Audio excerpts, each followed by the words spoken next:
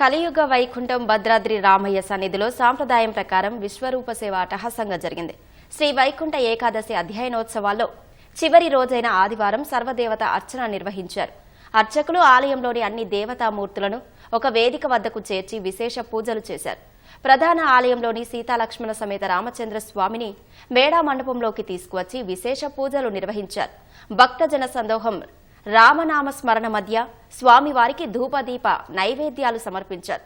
100 కేజీల బియ్యం, పప్పు, కూరగాయలు, నెయ్యితో ప్రత్యేకంగా తయారు చేసిన కదంబ ప్రసాదాన్ని భక్తులకు పంపిణీ చేశారు.